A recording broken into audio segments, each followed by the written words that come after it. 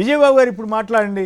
ఏమిటి సుప్రీంకోర్టు తీర్పు ప్రభావం ఏమిటి, పరిణామక్రమం ఏమిటి, చంద్రబాబు గారు ఎందుకు నోరు విప్పలేదు, అలాగే దీక్ష డ్రామా చేసినటువంటి పవన్ కళ్యాణ్ గారు ఎందుకు నోరు విప్పలేదు, నైతికంగా వారు బాధ్యత వహించాలా లేదా, గతంలో ఆర్టీసీ జాతీయకరణ అంశంలో తన అభిప్రాయానికి వ్యతిరేకంగా వ్యాఖ్యానించిందన్న కారణంతో నీలం సంజీవ్ రెడ్డి గారు రాజీనామా చేశారు. ఆ తర్వాత మెడికల్ డెంటల్ కాలేజీల ఇష్యూలో వ్యాఖ్యానం చేస్తుందని నేదురుమల్లి జనార్దన్ రెడ్డి గారు రాజీనామా చేశారు. కానీ వాళ్ళది ఇష్యూస్ చాలా చిన్నవి కింద లెక్క. కానీ కోట్లాది మంది ప్రజల మనోభావాలను దెబ్బతీసినటువంటి చంద్రబాబు గారు, పవన్ కళ్యాణ్ గారు, దగ్గుబాటి పురంధరేశ్వరి గారు ఏ రకంగా బాధ్యత వహించాలి, రాజీనామాని మనం అడిగినా కూడా వాళ్ళు ఏం చేయరు కాబట్టి దాని గురించి కాదు, బట్ ఎందుకు రెస్పాండ్ అవ్వలేదు, ఈ రకమైనటువంటి పరిస్థితి ఎందుకు తెచ్చుకున్నాడు చంద్రబాబు గారు అంటే ఇంకొక పాయింట్ చెప్పాలి. దేవుడే నాతోటి నిజాలు చెప్పించారని 10 రోజుల క్రితం అన్నారు, మళ్ళీ మొన్న మార్చేశారు. మళ్ళీ దేవుడే అబద్ధాలు చెప్పించాడా, దేవుడు నిజంగా చంద్రబాబు గారితో అబద్ధాలు చెప్పించిస్తారా, ఏమిటి పరిస్థితి? ఇప్పుడు సుప్రీంకోర్టు దేవుడే సుప్రీంకోర్టుతోటి ఆ వ్యాఖ్యలు చేయించిందని వైసీపీ వారు వ్యాఖ్యానిస్తున్నారు. సో ఈ పరిణామాలన్నింటి మీద మీ కామెంట్ చెప్పండి. మీరు అన్నట్టు ఏంటంటే వారు నైతికంగా రాజీనామా చేయటం అనేది అసలు జరగదు సరికదా. ఇప్పుడు ఈ హైడ్రా కూల్చివేతల్లో ఉపయోగిస్తున్న ప్రొక్లైనర్లు మొత్తం ఈ క్రేన్లు గీన్లు అన్ని తీసుకెళ్లి ఆ కుర్చీ లాగినా కూడా వాళ్ళు కదలరండి. కాబట్టి ఆ విషయంలో మీకేం కించిత్ సందేహం అక్కర్లేదు. అయితే అది ప్రారంభంలో నాకు శ్రీనారాయణ రెడ్డి గారి ఇది ఒకటి కనిపించింది. ఏంటంటే అజ్ఞానం అలసత్వం కలిస్తే చైతన్యానికి బదులు జడత్వం పాతుకుపోతుంది. జడమతులకు ఏమీ తోచదు. కొన్ని వాళ్ళు ఖాళీగా ఉంటారంటే అలా ఉండరండి. ఆ మందమతులు, ఆ జడమతులు అలా ఉంటే సరిపోయేది. కానీ వ్యక్తి ధర్మాన్ని, సమాజ శీలాన్ని మలినపరచటం, ఇష్టం వచ్చినట్టుగా గాయపరిచి అరాచకాలతో వ్యవస్థని బలహీనపరుస్తారు. అటువంటి వారి గుండెల్లో చురుకుదనం విచ్చుకోవాలన్నట్టయితే ఇకనైనా విచ్చుకోండి, జ్వలనశీలం కోల్పోని జ్వాలా పుష్పాల్లాగాని జనానికి ఆయన ఒక సందేశం ఇస్తారండి. అద్భుతమైన కవిత అది. కాబట్టి ఇక్కడ ఈ జడమతులు, ఈ మందమతులు ఏంటంటే అధికారం వచ్చేసరికి మనకు అసలు ఇక తిరుగులేదు, మనం ఏది చేస్తే అది అనేటువంటి రీతిలో చెలరేగిపోయి దేవుడితో కూడా వికృత క్రీడలు ఆడుకునేటువంటి పరిస్థితికి వచ్చారు. సాక్షాత్తు ఏంటంటే దేవుడే తనతో చెప్పించాడు అని అంటే దాదాపు ఈయనే అసలు దైవదూత కింద తను ఒక భ్రమంలో, చిత్త భ్రమంలో, అంటే హెలూసినేషన్స్ అంటారు. ఎప్పుడైతే ఈ మైండ్ అనేటువంటిది సరిగ్గా పనిచేయదో అధికార మదంతో, ఆ హెలూసినేషన్లో స్వైరకల్పనలో వీరవిహారం చేస్తా సాక్షాత్తు తామే దైవదూతల కింద సనాతన ధర్మాన్ని ఉద్ధరించడానికి భూమి నుండి దివికి దిగి వచ్చినటువంటి దైవదూతల్లాగా పేటరేగిపోతారు, చెలరేగిపోతారు. అయితే జనంలో ఎప్పుడైతే తిరుగుబాటు వచ్చేంత వరకు వీళ్ళు ఇలాగే చెలరైపోతుంటారు. ఈ రోజున జరిగినటువంటి ఒక ఇది చూస్తే సాక్షాత్తు డైరెక్ట్గానండి సుప్రీంకోర్టు ఇచ్చినటువంటి మాటలు సరే ఇప్పటికే వచ్చాయి. కానీ మళ్ళీ ఒకసారి మనం బ్రీఫ్గా చూసుకుంటే తిరుమల లడ్డు వివాదం మీద సుప్రీంకోర్టు డైరెక్ట్ హిట్టింగ్ అనమాట. ఎంత తీవ్రమైనటువంటి వ్యాఖ్యలు అంటే ఆగ్రహం వెలిబుచ్చింది. ల్యాబ్ వద్ద ఆధారాలు ఉన్నాయా, నెయ్యి రిజెక్ట్ చేశారని ఈవో చెప్పాడు కదా, ఇదంతా పబ్లిక్ డొమైన్లో ఉంది కదా, దేవుడిని రాజకీయాల్లోకి ఎందుకు లాగుతున్నారు, లాగవద్దు, మీరు మీడియాకి వెళ్లాల్సిన అవసరం లేదు, రాజ్యాంగబద్ధ పదవిలో ఉన్నటువంటి వ్యక్తి బాధ్యతాయుతంగా ఉండాలి, కానీ మీడియాకి ఎక్కడమంటే జులైలో రిపోర్ట్ వస్తే సెప్టెంబర్లో ఎందుకు చెప్పారు, సిట్ ఎందుకు వేశారు, సిట్ వేసిన తర్వాత మరి మీడియాకి వెళ్లాల్సిన అవసరం ఏంటి, కోట్లాది భక్తుల మనోభావాలను గాయపరిచారు, నెయ్యి రిజెక్ట్ చేశాక వాడే పరిస్థితి ఉండదు కదా, నెయ్యి వాడినట్లు రుజువు ఉందా, నెయ్యి సప్లై చేసే కాంట్రాక్టర్లు ఎంతమంది, 5 కాంట్రాక్టర్లు సప్లై చేసిన నెయ్యిని మిక్స్ చేసిన తర్వాత ఫలానా వాళ్లే చేశారని చెప్పని మీకు ఎలా తెలుస్తుంది, ఎవరిని ఎలా గుర్తిస్తారు, నెయ్యి వాడినట్లు ఎక్కడ ఆధారాలు లేవు, సిట్ ఎప్పుడు వేశారు, మీడియాకి ఎందుకు వెళ్ళారు, ఈ రిజెక్ట్ చేసినటువంటి 4 ట్యాంకర్ల నెయ్యి ప్రసాదంలో వాడలేదని తెలిసింది కదా, తెలిసిన తర్వాత మరి మీరు ఎలా చేస్తారని ఎంత అంటే పూర్తి ఒక అవగాహనతో ఇద్దరు కూడా ఈ ద్విసభ్య ధర్మాసనం ఏదైతే ఉందో వారిద్దరూ కూడా చాలా అద్భుతమైనటువంటి న్యాయమూర్తులు, సంచలనాత్మకమైనటువంటి తీర్పులు ఇచ్చినటువంటి వాళ్ళండి. వాళ్ళ కామెంట్స్ కూడా నా దగ్గర 1-2 బ్రీఫ్గా చెప్తాను నేను మీకు. చెప్పి దీని ముగింపు కూడా ఎలా ఉండబోతుంది అనేది కూడా ఒకసారి మనం మాట్లాడుకుందాం. నా నా దగ్గర ఉన్నటువంటి వీరు చేసినటువంటి కామెంట్స్, అంటే డైరెక్ట్ న్యాయమూర్తులు చేసినటువంటి కామెంట్స్ ఒకటి రెండు నేను చదివి వినిపిస్తాను. We are prima facie of the view that when the investigation was under process, it was not appropriate for the high constitutional authority to make statements which can affect the sentiments of crores of the people. ఇది direct ఇదండి, ఎక్కడా వీళ్ళు మళ్ళీ పత్రికల్లో అటు ఇటు మార్చింది ఇది కాదు. న్యాయమూర్తి గారు చేసినటువంటి యథాతథంగానే మనకి వాళ్ళ పత్రికల్లో వచ్చింది. అండ్ ఇంకొకటి ఆయన వారు చేసినటువంటి కామెంట్, జస్టిస్ విశ్వనాథన్ గారు చేసిన కామెంట్ ఏంటంటే, there are some disclaimers in the lab report, it is not clear and it is prima facie indicating that it was rejected ghee which was subjected to test అని విశ్వనాథన్ గారు, justice Viswanathan గారు అన్నారు. అంటే అంటూనే ఆయన ఇంకొక మాట కూడా ఏమన్నారంటే, when you have ordered an investigation through the SIT, what was the necessity to go to the press? When somebody gives a report like you, does not prudence dictate that you take a second opinion? అని మరి ఒక lab ఇచ్చిన దాని మీద నువ్వు డైరెక్ట్గా ఎలా వెళ్తావు? సెకండ్ ఒపీనియన్కి వెళ్ళి, ఇప్పుడు హాస్పిటల్కి వెళ్తామండి, సడన్గా చెప్తారు నీ గుండె బ్లాక్ అయిపోయిందని అంటే, సరే కోసేసేయండి అని మనం అనం కదా, సెకండ్ ఒపీనియన్కి వెళ్తారు ఆబ్వియస్లీ. అలాంటిది ఇంత పెద్ద ఒక సెన్సిటివ్ ఇష్యూలో ఒక ల్యాబ్ రిపోర్ట్ వచ్చిందన్న తర్వాత సెకండ్ ఒపీనియన్కి వెళ్ళాల్సిన అవసరం ఉంటుంది. ఎందుకు వెళ్ళరు, ఎలా వెళ్ళరు?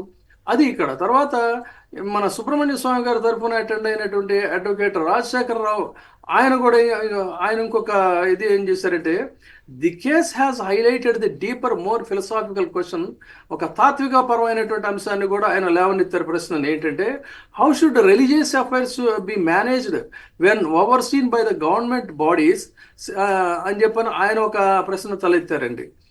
దానికి ఇంకోటి ఏంటంటే, the fact that you say that the prasadam is tainted without any material to back it up a serious issue అని కూడా ఆయన చెప్పారు. ఇప్పుడు నెయ్యిలో కల్తీ జరిగిందన్నారు, ప్రసాదం కల్తీ అయిందని చంద్రబాబు నాయుడు గారు చెప్పారు. ప్రసాదం కల్తీ అయిందన్నప్పుడు మరి లడ్డూని ల్యాబ్ టెస్ట్లకి పంపించారా? లేదు కదా. లడ్డూని ల్యాబ్ టెస్ట్కి పంపిస్తే ఆ ట్యాంకర్లమ్మా వెనక్కి పంపారు. లడ్డూలో కల్తీ అయిందన్నప్పుడు దేన్ని టెస్ట్ చేయాలండి? లడ్డూని టెస్ట్ చేయించాలి.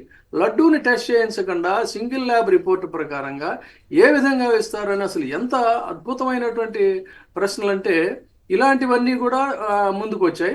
తర్వాత ఇప్పుడు ఇంకొకటి ఏం జరగబోతుందంటే, మీకు చాలా బాగా గుర్తుండే ఉంటుంది, ఫండమెంటల్ రైట్స్ భంగం కలిగినప్పుడు దాని మీద ఒక పెద్ద ఇష్యూ రైజ్ అయిందండి. ఆ ఇష్యూ రైజ్ అయినప్పుడు కూడా ఇట్లాగే ఒక లార్జర్ బెంచ్, 13 మంది బెంచ్ కూర్చొని ఒక అద్భుతమైన చరిత్రాత్మకమైనటువంటి తీర్పు ఇచ్చారు. ఆ విధంగానే ఇప్పుడు వీరు ఏమైనా ఎక్స్పెక్ట్ చేస్తున్నారంటే, outcome of this case will not only impact the current situation, అంటే it is not limited to the స్వామివారి prasadam, but could set a precedent for future interventions in religious affairs by political figures, reaffirming the court's commitment to the maintaining the sanctity of the faith in the face of political controversy. ఈ దౌర్భాగ్య రాజకీయ నాయకులు మతపరమైనటువంటి అంశాల్లో ఎప్పుడైతే involve అవుతున్నారో, ఆ వారి యొక్క సెంటిమెంట్స్ని, ఆ పవిత్రతని, కోట్లాది మంది భక్తుల పవిత్రతని కాపాడటం కోసం కూడా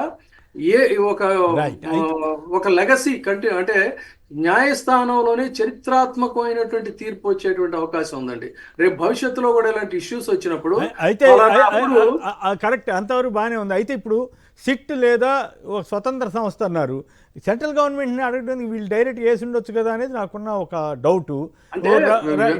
ఒకవేళ సిట్టే కొనసాగించాలనే కనుక కేంద్ర ప్రభుత్వం ఒపీనియన్ అనుకోండి, అప్పుడు గౌరవ న్యాయస్థానం అంగీకరిస్తే మళ్ళీ చంద్రబాబు గారికి అనుకూలమైన పరిస్థితే కదా. అప్పుడు ఆయన వేసిన వాళ్ళకే పైన కొనసాగుతారు కదా, అప్పుడు ఏం ఉపయోగం ఉంటుంది ఇంత చేసి? అంటే the court decision is not on the basis of their decision అండి. తుషార్ మెహతా గారికి చెప్పింది ఏంటంటే, ఇప్పుడు అడిగారు ఆయన్ని, ఇప్పుడు ఉన్నటువంటి సిట్ దర్యాప్తు సరిపోతుందా, లేదు అన్నట్టయితే ఉన్నత స్థాయి ఇంకేదన్నా పెట్టాలా అని అడిగారు. ఎంతవరకే అడిగినప్పుడు రేపు సిట్ అద్భుతం, అమోఘం, అది ఇదని చెప్తే దాన్ని కోర్టు వారు యాక్సెప్ట్ చేయాల్సినంత అవసరం లేదండి. వాళ్ళకు ఒక ఒక లివరేజ్ ఇచ్చారు ఏంటి మీ డెసిషన్ అనేది. అవును. అంతే తప్ప దానికి కంకణ బద్దులై లేకపోతే కోర్టు వినాల్సిన అవసరం లేదు. డెఫినెట్ గా కోర్టు డిస్క్రిప్షనరీ పవర్స్ ప్రకారంగానే జరుగుతుంది. అసలు ఇంకా అయితే విచారణ జరగాల్సిన అవసరం ఏముంది? విచారణ జరిగితే ఫస్ట్ ఎంక్వైరీ చేయాల్సిన చంద్రబాబు గారిని కదా. మీరు ఎట్లా మాట్లాడారు, ఎందుకు మాట్లాడారు, మీకున్నటువంటి రాజకీయ లక్ష్యమా, లేకపోతే సామాజిక లక్ష్యమా, లేక ఆధ్యాత్మిక లక్ష్యమా, దేవుడే పలకరి చెప్పేచ్చారు మీతోటని ఎట్లా అంటారని కూడా మరి సిట్ అయితే అడగదు, సిబిఐ అయితే సిబిఐయో లేకపోతే ఇంకోళ్ళైనా వాళ్ళైనా అడుగుతారంటారా? లేదండి, కోర్టు వారికి ఈ కేసు మీద పరిపూర్ణమైనటువంటి అవగాహన వచ్చింది. వాళ్ళు ఒక కన్సర్న్ తో ఉన్నారు. ఈ ఇద్దరు జడ్జెస్ లో కూడా ఒక ఆయనేమో నెక్స్ట్ ఇయర్ రిటైర్ అవుతున్నారు, మరొక ఆయన రాబోయే కాలంలో సుప్రీం కోర్టుకి సిజేఐగా ఆయన ఎదుగుతారు. తర్వాత డైరెక్ట్ బార్ కౌన్సిల్ నుంచి సెలెక్ట్ అయినటువంటి వాళ్ళల్లో సిజేఐగా అయ్యేటువంటి ప్యానల్లో ఆయన ఫోర్త్ పర్సన్ డైరెక్ట్ గా ఇది. తర్వాత 31 వరకు కూడా ఉంటారు ఆయన. తర్వాత ఆయన ఆధార్ లాంటి అనేకమైనటువంటి సంచలనాత్మకమైనటువంటి తీర్పులు ఇచ్చినటువంటి జడ్జి గారు ఆయన. కాబట్టి అందులో మీకు కించిత్ సందేహం లేదు. ఓన్లీ థింగ్ ఏంటంటే ఇక్కడ జరిగేది వాళ్ళని ప్రశ్నించిన తర్వాత ఏంటంటే ఖచ్చితంగా కోర్టు తీర్పు అనేది ఉంటుంది. అయితే ఇక్కడ గమనించాల్సింది ఏంటంటే ఇంకొక పొలిటికల్, ఇప్పుడు ఇదంతా మనం ప్రసాదం ఇష్యూకి సంబంధించి మాట్లాడుకుంటున్నాం. ఇక్కడ పొలిటికల్ ఒక ఆసక్తికరమైన పాయింట్ ఒకటి చెప్తాను. ఇప్పటి వరకు కూడా కేంద్రంలో ఉన్నటువంటి నరేంద్ర మోడీ గారి యొక్క బృందం అంతా కూడా చంద్రబాబు నాయుడు గారు, నితీష్ కుమార్ గారి యొక్క దయాదాక్షిణాల మీద ఆధారపడుతున్నారు అనేది విస్తృతంగా జరుగుతున్నటువంటి ప్రచారం. సో వీళ్ళ హవా ఆ రకంగా నడుస్తుంది. ఎప్పుడైతే సిబిఐ ఎంక్వైరీ లాంటిది ఒకటి ఏదైనా పడుతుందో, ఇప్పటి వరకు మోడీ గారి జుట్టు చంద్రబాబు నాయుడు గారి చేతిలో ఉందని వీళ్ళు భావిస్తూ ఉంటే, రేపు చంద్రబాబు నాయుడు గారి ఇది మోడీ గారి చేతిలో ఉంటుంది. కాబట్టి ఖచ్చితంగా డిఫెన్స్ లో పడేటువంటి వ్యవహారమే అవుతుంది. కాబట్టి ఇది చాలా ఆసక్తికరమైనటువంటి ఇటు సెంటిమెంట్ ఆస్పెక్ట్ లో కావచ్చు, పొలిటికల్ టర్న్ లో కావచ్చు, మొత్తం మీద పూర్తిగా చంద్రబాబు నాయుడు గారి ఇమేజ్ అయితే డ్యామేజ్ అయింది. నైతికంగా మొత్తం వాళ్ళు ఖచ్చితంగా రిజైన్ చేసి ప్రజలకి అన్కండిషనల్, ప్రజలకంటే ఆంధ్రప్రదేశ్ తెలుగు ప్రజలకి కాదండి, యావత్ భారతదేశ ప్రజలకి వారు చేసినటువంటి తప్పుకి క్షమాపణలు చెప్పి మళ్ళీ ఫ్రెష్ గా ఎన్నికలకు వెళ్ళటం అనేటువంటిదే. ఇది కాదన్నట్లయితే ఇప్పటికే ఆయన ఒక మచ్చ మోస్తున్నటువంటి పరిస్థితి. ఇది చరిత్రలో ఒక మాయన మచ్చ కింద ఉంటుంది. ఇంతమంది కోట్లాది మంది భక్తుల మనోభావాలను అతి దారుణంగా దెబ్బతీసి వాళ్ళ సెంటిమెంట్స్ తో ఒక క్షుద్ర రాజకీయ కేవలం ఒక వ్యక్తి జగన్మోహన్ రెడ్డి అనేటువంటి ఒక వ్యక్తిని కేవలం రాజకీయంగా తొక్కివేయడం కోసం సాక్షాత్తు కలియుగ వైకుంఠమైనటువంటి వెంకటేశ్వర స్వామి యొక్క ప్రసాదాన్ని, ఆయన యొక్క ఇమేజ్ ని రెండింటినీ కూడా క్షుద్ర రాజకీయాలకు వాడుకునేటువంటి అతి హీనమైనటువంటి హీనియస్ యాక్ట్ అంటారు దీన్ని.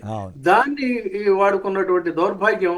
దీనికేమో వీరతాళ్ళు వేసుకుని హిందువులకు మేమే ప్రతినిధులు అన్నట్టుగా రకరకాల ఛద్మవేషధారులు. మీకు ఒక పాయింట్లు చెప్తా.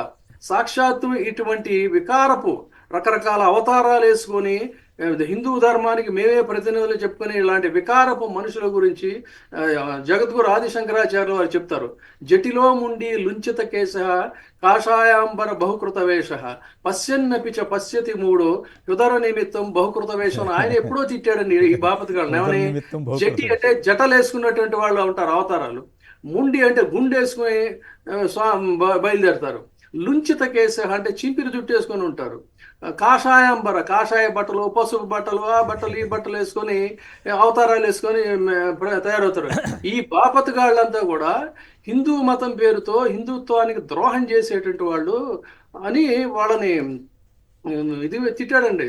నుంచి కాషాయాంబర బహుకృత వేష పశ్యన్నపిచ అంటే ధర్మాన్ని వాస్తవాన్ని చూడగలిగి కూడా వీళ్ళు చూడనట్టుగా నటిస్తారా అని చెప్పని ఆయన చాలా హార్ష్ గా తిట్టాడు. ఆయన పశ్యన్నపిచ పశ్యతి మూడవరే మూఢులారా అని తిట్టాడు వాళ్ళని. ఒరే మూఢులారా, వాస్తవాన్ని జనాలకి చూడండి రా, వాస్తవాన్ని చూడండి, వాస్తవాన్ని గ్రహించండి, నిజంగా స్వామివారిని దర్శించుకోండి, కాళ్ళకి బూట్లు వేసుకొని లేకపోతే వేసుకొని అది వేసుకొని షోయింగ్ చేయటం కాదని అన్ని సంవత్సరాల క్రితం చెప్పినా ఇంకా ఈ ఛద్మవేషధారులు, ఈ బాపతిగాళ్ళు వీళ్ళంతా వీరతాళ్ళు వేసుకొని అసలు ఎక్కడో కొడితే ఎక్కడో తగిలింది అన్నట్టు. ఎట్లా అంటే ఈ ఆంధ్రప్రదేశ్ లో ఈ జరుగుతున్న రాజకీయ వికృత క్రీడకి పబ్లిసిటీ మేనియా ఉన్నటువంటి వాళ్ళు కోవిడ్ లో అతి దారుణంగా మనుషుల్ని కోసి చంపేసేసి శవాల్ని పిల్లిస్తే గాని పంపమన్నటువంటి బాపతిగాళ్ళు కూడా ఇలాంటి అవతారాలు వేసుకొని తయారవటం అంటే ఎంత దారుణమైన ఒక జగన్మోహన్ రెడ్డి గారిని తొక్కేయడానికి ఇన్ని విన్యాసాలు చేయాల్సిన ఓకే. అవసరం ఉందా? రైట్. మీరు ఒక చాలా పవిత్రత కోపంగా యొక్క ఉన్నారు హిందూ విజయబాబు గారు, ధర్మాన్ని నాకు అర్థమైంది. రైట్. వాళ్ళ భంగం వాళ్ళ కలిగించాలా? వేషాల మీద ఎక్కడుందండి చాలా ఇది? తీవ్రమైన ఘాటైన వ్యాఖ్యలు చేశారు. నిజానికి ఇప్పుడు వాళ్ళు వేషాలు వేసి అడావుడి చేసిన వాళ్ళు మళ్ళీ వెంటనే వేషం వేయడమే కాదు, వెంటనే మళ్ళీ స్టూడియోకి వెళ్ళి డ్యాన్సులు కూడా చేశారంట. పేరు నాని గారు చెబుతున్నారు. ఏముందన్నప్పుడు ఓకే. రైట్. మళ్ళీ మిగతా వాళ్ళు కూడా మాట్లాడిన తర్వాత మీరు నైతికత, మాట్లాడదు. ధర్మం, సంస్కారం అనేది ఉంటే అసలు ఈ పనికి పాల్పడరు కదా. రైట్.